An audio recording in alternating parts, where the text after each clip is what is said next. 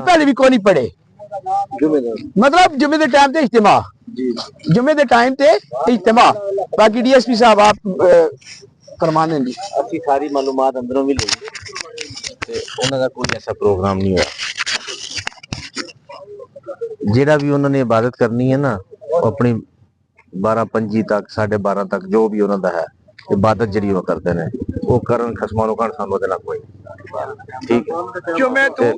मतलब जुमे तो पहले ਉਹਦੇ ਅੰਦਰ ਨਾ जी जी ਗੁਜ਼ਾਰਿਸ਼ ਹੈ ਨਾ ਭਾਈ ਨਾ ਇਹ ਮਸਜਿਦ ਹੈ ਨਾ ਇਹਨਾਂ ਦੀ ਇਬਾਦਤ ਨਮਾਜ਼ ਹੈ ਨਾ ਇਹਨਾਂ ਦਾ ਜੁਮੇ ਵਾਲੇ ਦਿਨ ਜੁਮਾ ਹੈ ਔਰ ਨਾ ਇਹ ਮੁਸਲਮਾਨ ਇਹ ਤਰੇ ਚੀਜ਼ਾਂ ਤੇ ਸਾਡਾ ਕਾਨੂੰਨ ਵੀ ਹੈ ਈਮਾਨ ਵੀ ਹੈ ਯਕੀਨ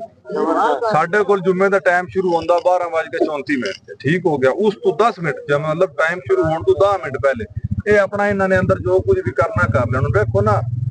क्या मैं दिन के टाइम इशा की नमाज पढ़ सकता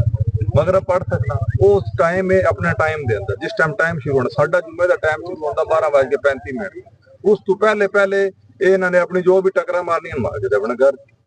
ठीक हो गया भी गल हुई है जी सवाल नाल दोस्तों नाल भी मशवरा होया है अगर जुम्मे दे टाइम तो पहले जो मर्जी कर देना साडी सेहत पे कोई असर नहीं जुम्मा शहर इस्लाम है जुम्मा से नहीं पढ़न देना जिले की किसी भी जगह दे उत्ते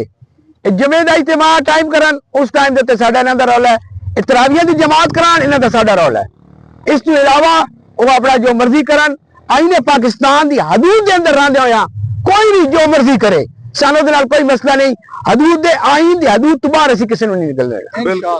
और माशाअल्लाह सारे तुहाडे दोस्तां दी मेहनतां ने खास कर जेहड़े बाहरों आए